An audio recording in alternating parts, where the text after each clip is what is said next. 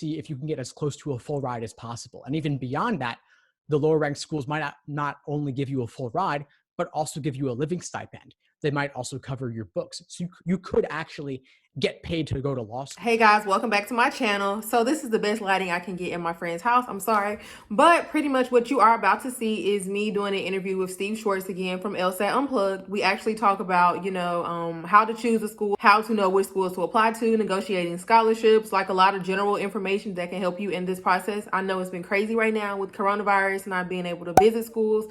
So hopefully this video will help you make some decisions. But yeah, that's pretty much it. Thanks so much for having me again, Letitia. It's nice to connect with you again. So for folks who don't know me, my name is Steve Schwartz. I run the LSAT blog. I also host the LSAT Unplugged YouTube channel and podcast. And I've been teaching the LSAT since 2005. 2005. That's a lot. Yeah, it's been quite a while, but I'm still at it, going strong. Love it, love the process. And there's always changes both to the content of the exam as well as the format with the recent digital LSAT we discussed last time. And there's also lots of changes on the horizon with law school admissions and, of course, recent changes given what's going on with coronavirus. Yeah, definitely. It's crazy right now. So hopefully we're able to go through some things in this that will help people make some of their decisions, because I know for me, and I'm in this process right now where I'm deciding, I know for me, I was really banking on being able to go visit schools. So I guess I would ask you, if you're not able to go visit, my first question would be, what should be the biggest factor that you're considering then? Have you heard they're doing like a lot of the virtual ASWs, which I don't know if that's really going to help. Of course. So visiting schools is a key factor in making a decision if you're able to, but it's definitely not the only one. I think part of the value in visiting schools is not only to decide whether you like the feel of the campus or you like the people there, because of course, especially on tours, especially speaking with admission officers, they're all going to be really nice to you. They're all going to show you the school in the best possible light, right? So if you were to visit a school, I would say, of course, try to get a real sense of what it's like talking with actual students on campus. Of course, right now, a lot of schools are closed. It's not possible to visit them right now. So I think you want to talk to admissions officers via phone or video chat just to ask them any questions you have and also to make a good impression on them. That's what I would say in terms of the benefits you could get from those conversations. In terms of factors to decide between when choosing a school, there's a lot of other things I would consider, and actually visiting a school wouldn't be at the top of the list because it's oftentimes not possible for many students, coronavirus or not, like traveling across the country, taking flights, uprooting yourself, going to hotels. It's not always easy. So I think there are a lot of other factors we could talk about. What are some of the ones that you considered? So I think for me, of course, I was considering a scholarship, location, and then it was just going to be based off of fit. But I get what you're saying. Like, you can get the fit from looking at, a school's page, a school's clinics, or a school's like externships, just looking up, on ABA reports. Like, you can get a feel of stuff like that, of where they place in big law or federal clerkships. So those are some of the big things I was looking at: location, scholarships, and then big law placement, pretty much. Yeah, I think those are all really important factors, as you mentioned, and we could talk about each one more specifically, but I think that those are relevant and you're able to determine them pretty easily whether you visit the campus or not. I recently, in the LSAT Unplugged Facebook community, I did a poll to ask students what were the most important factors they considered when choosing schools. Number one was getting the most scholarship money possible, and the second was the rankings. Now, the scholarship money, I think, as it was, should be first and foremost, specifically because you want to have the best possible employment opportunities available to you upon graduating. And if you have tons of student loan debt, you're going to be pretty limited in your options, and you'll have the incentive to choose the school, the employment option that gives you the most money, rather than what you necessarily want to do. And that student loan debt can follow you around for a very long time. And as you know, of course, it's non-dischargeable. So it's with you forever. And so minimizing that debt, I think, is really, really important. The ranking, yeah, go ahead, please. No, I was going to say, so with that then, how do you feel? So I know I've heard some people say that, I think it goes like, if you get a 2/3 scholarship at a lower ranked school, you should go there instead of going to a higher ranked school with no scholarship. Have you heard that before? I could certainly agree with the general principle. I would say, on average, a lower ranked school with more scholarship money is typically better than a higher ranked school with less, but it depends on how different are their rankings. Is one a top 14 and the other one a number 100? There are certain schools that I think are not worth going to, even if you could get a full ride, or even if you could get significant scholarship money, because the reputation of the school may not be great. The school could be in danger of closing, and their employment outcomes might not be that good. So Each student, I think, will want to make their own decision about how important the scholarships are relative to the ranking. If you do want to practice big law, maybe scholarship money is relatively less important to you, and the reputation is more important. So the devil's always in the details. Yeah. But I would say students should consider scholarship money as well as rankings. But I think the U.S. News rankings in particular don't always emphasize the right factors, and students often consider them a little bit too heavily. Okay, so what do you think like are some of the factors they should be considering then? Yeah, sure. So I would say region is especially important. So a lower ranked school in your region may be a better choice than a higher ranked school elsewhere. And you see this especially when it comes to East Coast versus West Coast, let's say New York versus California. Mm-hmm. So UCLA may have a better ranking than Fordham, but Fordham may be a better option for those who want to practice law in New York specifically, because not a lot of UCLA law grads in New York City, people may not know UCLA law's reputation quite the same. Mm-hmm. Mm-hmm. So do you consider when you do your own rankings, do you do like T14 and then T15 through T20 and then everything else is just, whatever? Or do you like how do you divide your rankings up? Because I know some people say that like between 15 and 20 is the same, between like 20 and 30 is the same, and then everything after that is a little bit, you need to start looking a lot more closely at the decision. Yeah, I would agree with that as a rough approximation. I think that number 7 and number 8 probably aren't that different. Number 20 and number 23 probably aren't that different. We're talking about fractions of a percentage of a GPA or 1 point difference in an LSAT median. There are so many other factors to consider that you might want to think about, like employment outcomes. One great resource for this is Law School Transparency. They basically take the American Bar Association's 509 reports, which include details on the employment statistics for recent graduates and bar passage rates, things of that nature. And Law School Transparency boils all of that down into very simple, easy to understand format, like graphs and charts and things of that nature. They really highlight it and distill it for applicants. So I would highly recommend everyone to go seek that out. We talked about regional reputation. We talked about employment outcomes. I also think you might want to consider the regional cost of living. There's a lot of costs aside from simply the tuition that you're paying. You want to look at urban versus suburban versus rural. How will that change what you actually need to spend over the course of law school and what you need to take out in terms of loans? Exactly. How do you feel about negotiating scholarships? Do you have any tips for people that are trying to negotiate? I certainly do.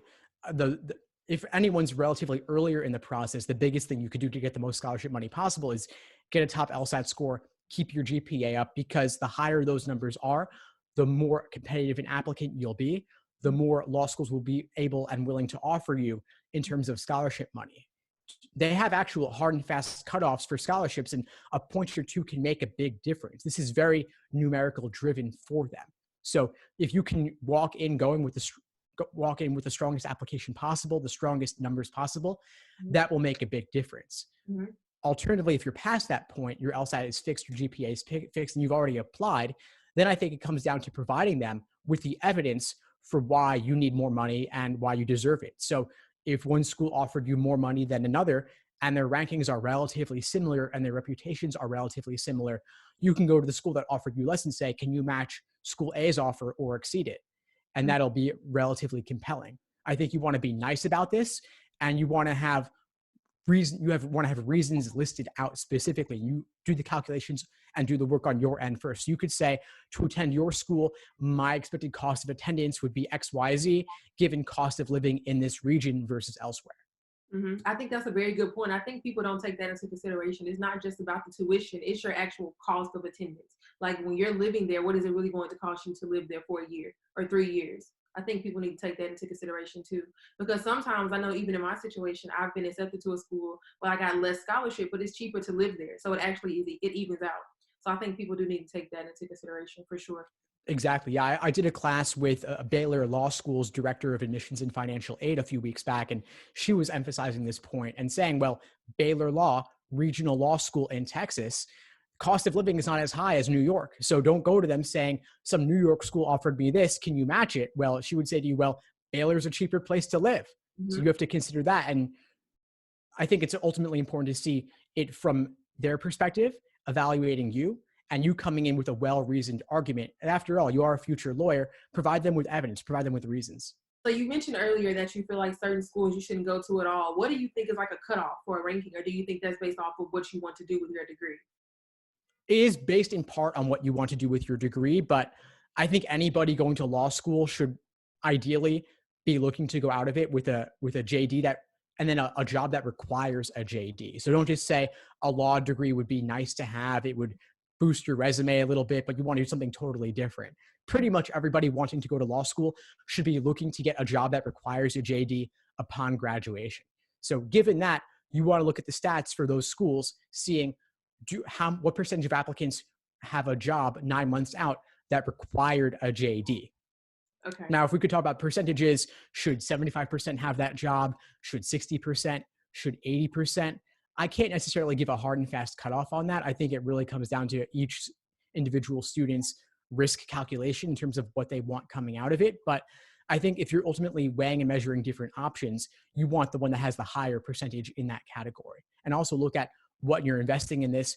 Do you have a family? Do you not have a family? Are you relocating? Are you not? Ultimately comes down to being a personal decision. But I think for most folks, schools that are unranked, definitely not worth going to. Schools that are non-ABA accredited, definitely not worth going to.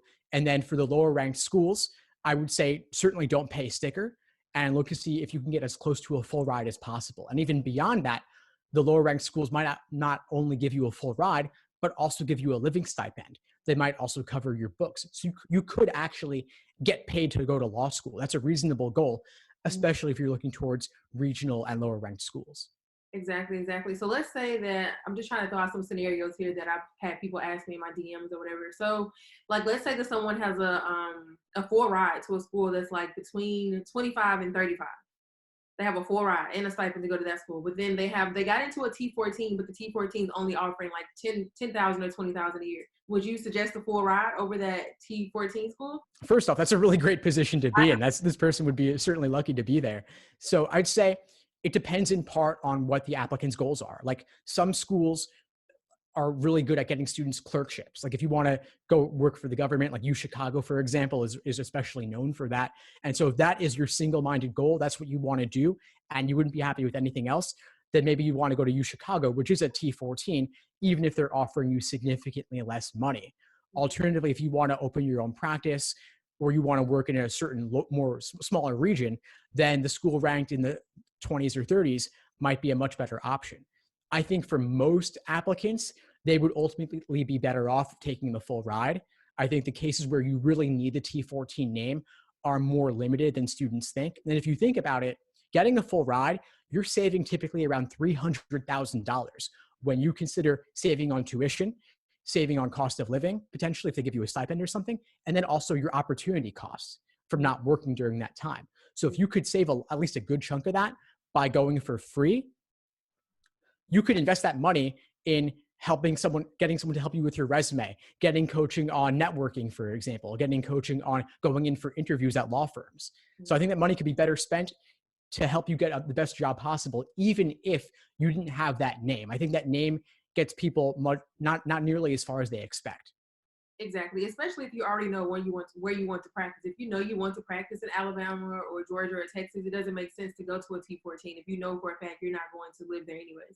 I strongly think that's true. So, okay. Any other general tips you would give in this entire process? Not just, choosing a school, but going, your 1L year, your LSAT, the beginning to the end. Any other tips?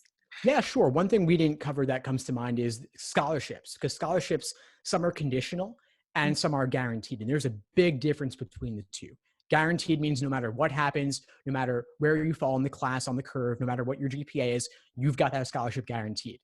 Most aren't like that. Some require you maintain a certain minimum GPA, and that's fairly reasonable, I think. But then in other cases, they're conditional where they say you must be in the top third of the class or the top 10% of the class to get this, but they offer that to many more than a third or 10% of students. So they're automatically dooming a certain number to fail. And everyone thinks they're going to be the special snowflake who gets the top grades. But realistically, you never know how hard it's going to be. Some folks are used to being a big fish in a small pond. They get to law school and it's a lot more competitive. So evaluate your offers with that in mind. Maybe you want to see if they can turn a conditional scholarship into a guaranteed one. And if not, maybe you don't want to choose that school. You also want to know, is that scholarship only for the first year, or for all 3 years. That makes a big difference. I also, as a side note, I wouldn't necessarily count on transferring. A lot of folks get into a school that they wouldn't love, but they say, I'll just go there for a year, do really well, and then transfer. There's a certain inertia once you're already at that school, and transfers are never guaranteed. And do you have any opinions on class size? I know some people say that having a smaller class size is better, because I think right now Georgetown and Harvard have like 500 to 600 students or something like that in the class, or something like that. I've heard. I don't know the specifics, but do you think that should play a part in your decision? Well, the larger the class is, the less chance you have of getting called on, right? True. Seriously, though, I think class size ultimately isn't that big a factor in terms of what you should be considering. I think the reputation and the scholarship money should play a much bigger role, as well as the employment outcomes. Most law schools are teaching the same stuff anyway. In most lecture settings, you're not going to get a ton of one-on-one interaction with the professor anyway. So I don't think that it's that big a deal, honestly. Most of the work is you sitting there in lectures, occasionally being called on, you do the readings, you ace your exams. Anything that can set you up for success on those factors is much more important. Okay. One last thing I just thought about. What about grading? Do you think that students should look at how schools do their grading when they're determining a school? Because I know each school can have like a different grading structure. That's a good question. The grading is not something I'm especially knowledgeable about. I would say you want to go to the school where you can get the best possible grades. And so that could actually be another reason to potentially consider a lower ranked school. If you did better on your LSAT than most of the school, then maybe you'll do better with your GPA at that school as well. And so being in a less competitive environment, you could rank relatively better. And being at the top percent of your class could help you much more with job opportunities after graduation, especially in that region. Exactly. Even if it is a lower ranked school, that's a really good point. Yeah. So pretty much we both agree that location, scholarship, and ranking are pretty much like the top three things you need to be considering in the mix. I would say so. Again, I would just add once again the recommendation to check out Law School Transparency, great nonprofit organization that really distills a lot of that statistical information for students in easy to digest format. Okay, definitely. Well, I don't have any more questions. Did you have anything else you wanted to share? No, I think that's it for now. Again, I was really happy to chat with you once again on this. If folks need help with anything LSAT specific or law school admissions, I'm happy to help. Again, I'm Steve Schwartz over at the LSAT blog and the LSAT Unplugged YouTube channel and podcast. So I hope that video definitely helped you guys in making your decision. I know that it has helped me because, as you know, I'm also still trying to decide what school I'm going to go to. But if you have any questions, don't hesitate to leave those down below, whether you have a question for me or for Steve. Of course, you can also go to his Facebook, Instagram, all of that if you have any questions for him. But don't forget to like, comment, subscribe, all of that, and I will see y'all on Sunday. Bye.